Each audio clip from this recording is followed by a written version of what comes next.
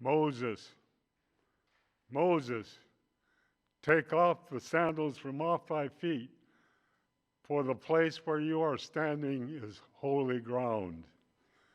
I believe that God's presence is here this morning as we worship him on this beautiful Sabbath day.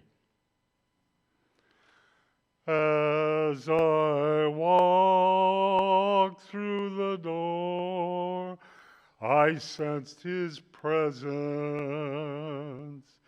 and I knew this was the place where love abounds. For this is the temple, Jehovah God abides here, and we are standing in his presence on holy ground. We are standing on holy ground, and I know that there are angels all around. Let us praise Jesus now. We are standing in his presence on holy ground. In his presence there is joy beyond all measure, and at his feet peace of mind can still be found. If you have a need, I know he has the answer. Reach out and claim it. You are standing on holy ground. We are standing on holy ground, and I know that there are angels all around. Let us praise Jesus now. We are standing in his presence. We are standing in his presence on holy ground.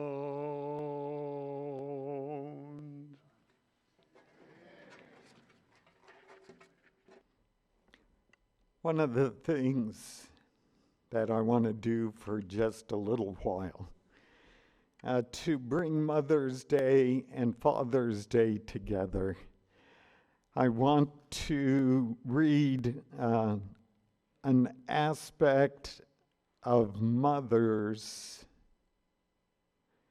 for Father's Day, to bring mothers and fathers together so that we have togetherness by celebrating Mother's Day and Father's Day, and not a separation. I found out the day my daughter was born, who was born on Father's Day. Her name is Erica. The best Father's Day present I ever had. And when I was in the labor room, it took 23 hours of labor for Erica to be born. And all that work was done by the mother. And I was in the labor room, and I was so excited and so nervous. I was giggling and laughing while Luce was suffering. And they kicked me out of the labor room. I was no help in the labor room. And so I realized then that you can't be a father unless you are together with a mother.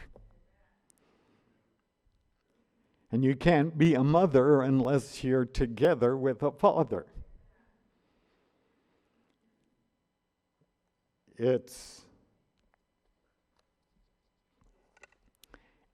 a collaboration, and it's not just in the delivery room that you should be working together, but all through life.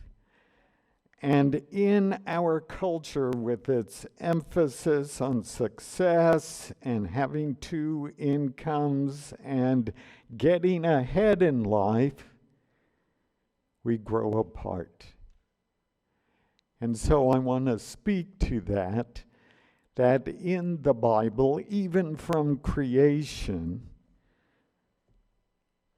mothers and fathers are supposed to be together. They're supposed to do everything together. But because of the modern urban scheme of success, it's inevitable that you'll grow apart and even be divorced. More marriages fail within 10 years than stick it out for 50 or 60 or 70 years. And even if they stick together, they hate the word retirement, because then the husband, the father, is kicking around the house as a nuisance to the mother. So I want to read this to you to see if we can change our thinking to togetherness. This is taken from Adventist Home, one of the best books I've ever seen on marriage and family. It should be part of our evangelism. Page 231, the mother's position and responsibilities, and then I want to read the opening chapter of Esther and reflect on this in light of togetherness. The king upon his throne has no higher work than has the mother. The mother is queen of her household. She has in her power the molding of her children's characters, that they may be fitted for the higher education, the higher success, more than what their parents had, for the higher immortal life. That's what it says. I'm challenging your thinking here about Father's Day and Mother's Day. An angel could not ask for a higher mission, for in doing this work, she is doing service for God, not for the kids, not for the husband, not for the father. She is doing this service for God. Let her only realize the high character of her task, and it will inspire her with courage. Let her realize the worth of her work and put on the whole armor of God, that she may resist the temptation to conform to the world's standard. The world standard of Mother's Day and Father's Day, where everybody just gives you roses for being a good sport. Her work is for time and for eternity. The mother is the queen of the home, and the children are her subjects. She is to rule her household wisely in the dignity of her motherhood. Her influence in the home is to be paramount. That's a big word. Paramount means supreme. Her word, law. Lots of times, a mother's role is undermined by the father's word being law. If she is a Christian under God's control, she will command the respect of her children. The children are to be taught to regard their mother not as a slave whose work it is to wait on them, but as a queen who is to guide and direct them, teaching them line upon line, precept upon precept.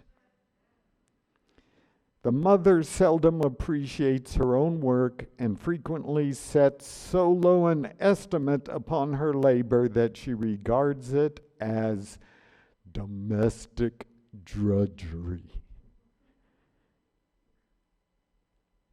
That means that it is the father's role to raise her esteem to the level of queen. She goes through the same round day after day, week after week, with no special marked results. She cannot tell at the close of the day the many little things she has accomplished. Placed beside her husband's achievement, she feels that she has done nothing worth mentioning. The father frequently comes in with a self-satisfied air and proudly recounts what he has accomplished through the day. His remarks show that now he must be waited upon by the mother, for she has not done much except take care of the children, cook the meals, and keep the house in order. She has not acted the merchant, bought nor sold. She has not acted the farmer in tilling the soil. She has not acted the mechanic. Therefore, she has done nothing to make her weary. He criticizes and censures and dictates as though he was the Lord of creation. And this is all the more trying to the wife and mother because she has become very weary at her post of duty during the day, and yet she cannot see what she has done and is really disheartened. Could the veil be withdrawn and father and mother see as God sees the work of the day, and see how his infinite eye compares the work of the one, that of the other, that would be astonished at the heavenly revelation? The father would view his labors in a more modest light, while the mother would have new courage and energy to pursue her labor with wisdom, perseverance, and patience. Now she knows its value. While the father has been dealing with the things which must perish and pass away, the mother has been dealing with developing minds and character, working not only for time, but for eternity. One of the best books you can ever read on family and self-improvement is this book, The Adventist Home. Turn with me to the book of Esther, chapter 1. I'm reading out of the New King James Version. And we see how Esther becomes the queen of Persia one of the greatest empires in history,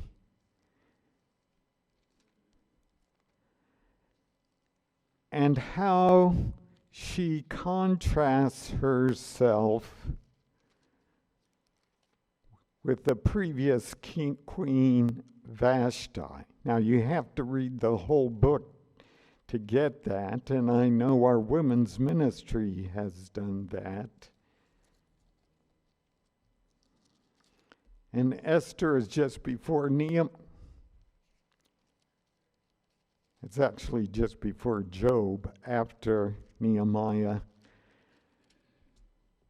And we'll go through this first chapter, and then you can go to the beach and beat the heat.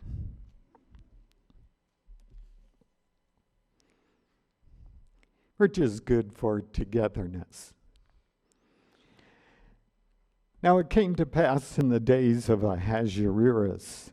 This was the Ahasuerus who reigned over 127 provinces from India to Ethiopia. That's a big empire. That's half the world.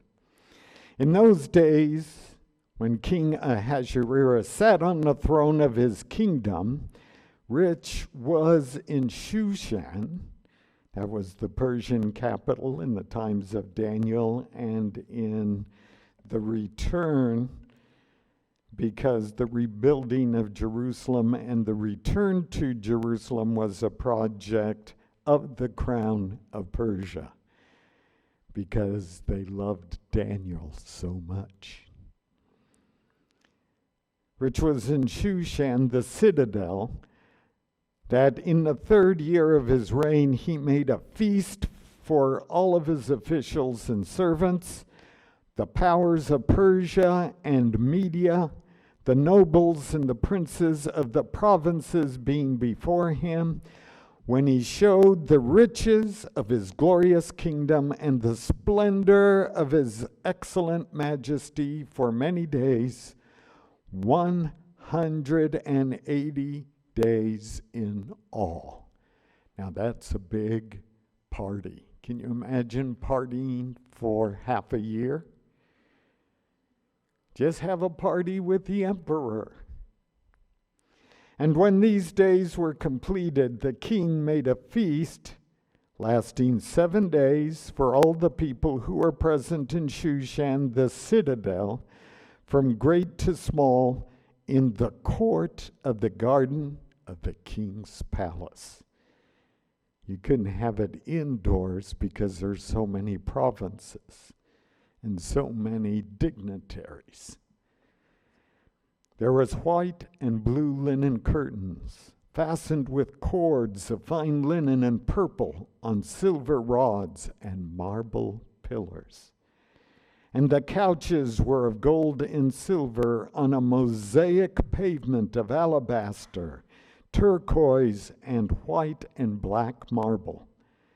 And they served drinks in golden vessels, each vessel being different from the other, with royal wine in abundance, according to the generosity of the king. Vintage wine, wine that had been aging for longer than his reign. In accordance with the law, the drinking was not compulsory, for so the king had ordered all the officers of his household that they should do according to each man's pleasure. This was all about pleasure. That's how the world functions. The people who are on top live a life of pleasure. That's it. Queen Vashti also made a feast for the women in the royal palace which belonged to King Ahasuerus. So she was in turn entertaining the women while he was entertaining the men in pleasure. On the 7th day, when the heart of the king was merry with wine, he commanded Mehuman, Biztha, Harbona, Bigtha, Abagtha, Zethar, and Carcass. Maybe he was fat, so they called him the Carcass. No, these are Persian names. They're not even Hebrew names. 7 eunuchs who served in the presence of King Ahasuerus to bring Queen Vashti before the king wearing her royal crown in order to show her beauty. That means her crown with little else, to the people and the officials, for she was beautiful to behold. She was a trophy wife. And the problem with having a trophy wife and marrying a trophy wife is you grow apart. She's only there to look at, but not to collaborate, not to be together, just to show off. But Queen Vashti refused to come at the king's command brought by his eunuchs. Therefore the king was furious, and his anger burned within him. Then the king said to the wise men who understood the times change, you know, especially if you become emperor within 3 years. For this was the king's manner toward all who knew law and justice, those closest to him being Karshana, Shethar, Admatha, Tarshish, Meres, Marsana, and Memucan, the 7 princes of Persia and Media. These are not eunuchs. These are magistrates who had access to the king's presence and who ranked highest in the kingdom. What shall we do to Queen Vashti according to law? Because she did not obey the command of King Ahasuerus brought to her by the eunuchs. And Memucan answered before the king and the princes, Queen Vashti has not only wronged the king, but also all the princes and all the people who are in all the provinces of King Ahasuerus. This is an insult to the whole kingdom. For the queen's behavior will become known to all women, so that they will despise their husbands in their eyes when they report, King Ahasuerus commanded Queen Vashti to be brought in before him, but she did not come. At the command of her husband, at the command of her king. That's the rule of the empire. That's empire thinking. It doesn't work in marriage. Only an emperor could think like that. Only a king could think like that. But a husband is not to think like that. I demand that you come here now. And she's entertaining the women. This very day, the noble ladies of Persia and Media will say to all the king's officials that they have heard of the behavior of the queen. Thus, there will be excessive contempt and wrath. If it pleases the king, since the king is only about pleasure. If it pleases the king, let a royal decree go out from him and let it be recorded in the laws of the Persians and the Medes, which never change. Like in Iran today. women have to wear a cloth over their face for the pleasure of men. And it's the law of the Persians and the Medes that never changes.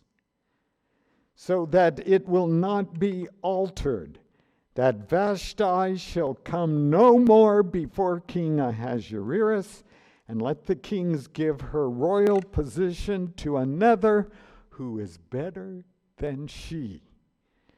When the king's decree, which he will make, is proclaimed throughout all his empire, for it is great, all wives will honor their husbands, both great and small. And wouldn't you know it, the reply pleased the king. And the princes and the king did according to the word of Memucan. Then he sent letters to all the king's provinces, to each province in its own script, and to every people in their own language, that each man should be master in his own house and speak in the language of his own people. Now you know why society is the way it is and marriage is a flop.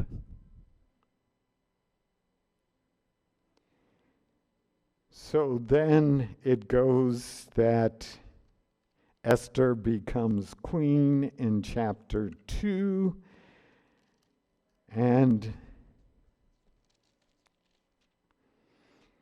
she comes into power to be the queen of the Persian Empire. But she's different than Vashti. And I'll tell you the precedent that she sets. In chapter 5, it says,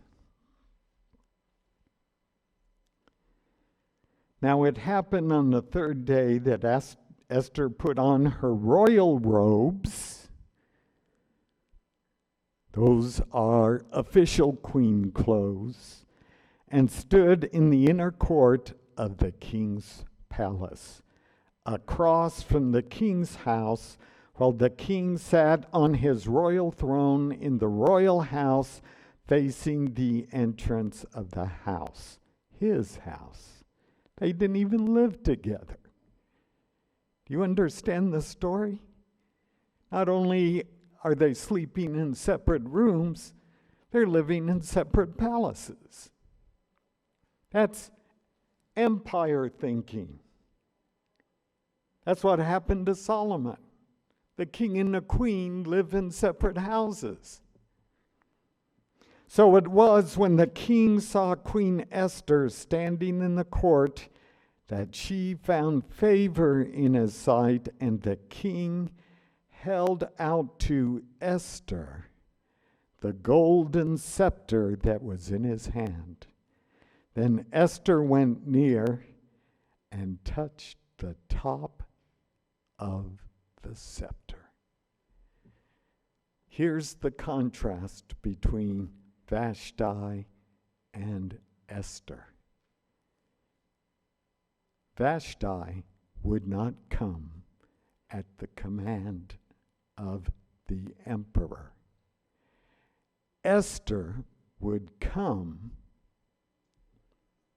and wait for the proper moment to approach the king. And when he holds out his scepter, she comes and touches it, and he says, "This is going to be good." Esther took the initiative. And this is a fantasy for the king.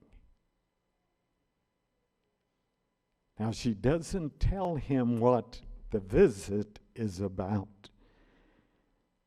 She just says, I'm inviting you to a banquet. Remember, the book starts with 2 banquets, one for the king, one for the queen.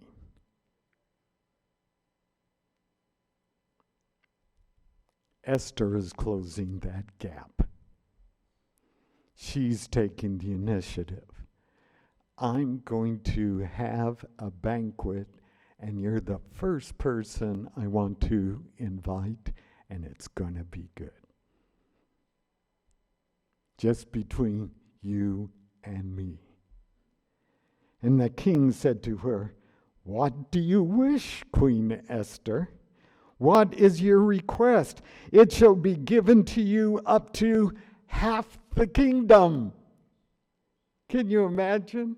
Just for taking the initiative, the king becomes very benevolent and is going to offer her half the kingdom from India to Ethiopia. Which half do you think she would choose, being a Jewish princess? She would choose the western half, and he can have the eastern half. And then all her people can go home, and she can be the queen of Israel in Jerusalem, which is already under construction. So Esther answered, If it pleases the king. She's speaking his language. His life is only about what pleases him. If it pleases the king, let the king and Haman come today to the banquet that I have prepared for him. Today. He doesn't check his schedule. He is so thrilled. Then the king said, Bring Haman quickly that he may do as Esther has said, not what the king has said. You see how she's changing culture? You see how she's changing worldly culture? She's taking the initiative and she's doing it in a very winning way. She's not saying, I will not come, like Vashti. She is taking the initiative. So the king and Haman went to the banquet that Esther had prepared. At the banquet of wine, Esther's not an Adventist, by the way. At the banquet of wine, the king said to Esther, What is your petition? I know you want something. It shall be granted you. What is your request? Up to half the kingdom so I can still be king. And you can have the other half. It shall be done. Then Esther answered and said, My petition and request is this. If I have found favor in the sight of the king, and if it pleases the king to grant my petition and fulfill my request, then let the king and Haman come to the banquet which I will prepare for them, and tomorrow I will do as the king has said. What a teaser. What a pleaser. She's stringing the king along. You see, if a woman is really queen and she's being offered half the empire, she can rule her half. She can rule her house.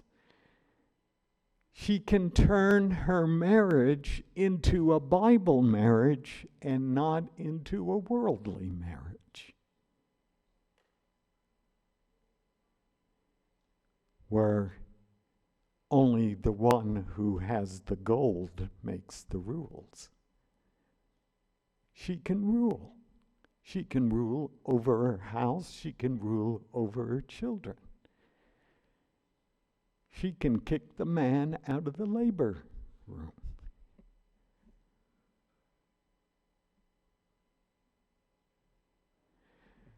This idea that women have to be subservient to men when they're smarter than men because they were created after him. And they fulfilled the other half of the image of God. But you don't do it to fight. You do it for togetherness' sake. You do it for the sake of the children. You do it for the sake of eternity. That your whole family can be together in eternity. Don't wait for the man to call you or to notice you. You make the first move. You got the power. Because you were created in God's image. Amen.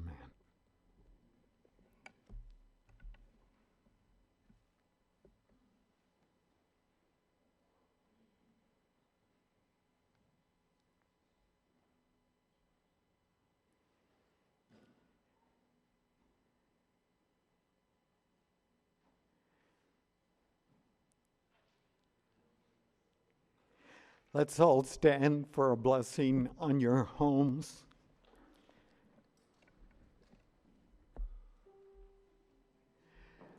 On Father's Day, I ask for the mothers to make the first move, to make the Father's Day the best Father's Day he's ever had. Make a banquet. Make it last 2 days. On Mother's Day, I ask the fathers to make the first move and create togetherness for mothers. Make a banquet, but don't burn it. Do you know Mother's Day is the biggest restaurant day of the year? Why is that? Because men can't cook, but they want to make the first move. They want to make things right. So let it spread to every day, or at least every week for Sabbath. You know who the queen of the Sabbath is? The queen of the Sabbath is the mother. You know who the king of the Sabbath is? It's Jesus Christ, the Creator. When we get to heaven, the man is going to be the humblest creature in heaven. So we got to start getting ready for heaven. So the Lord bless you and your house, and let God's face shine upon you, because heavenly things are going to start happening in your home. When you're at home, know that God lives with you. He doesn't live at church. You come to church to learn about Him, but you live out your faith at home. You pray at home. You eat at home. Eat together. Spend weekends together. sleep together. And when you go to work, you will have the biggest smile on your face. And people will say, I want to have what he's having. The most evangelistic thing in the world is an Adventist home. So remember what Jesus said, Lo, I am with you always, togetherness, even to the end of the world. Amen.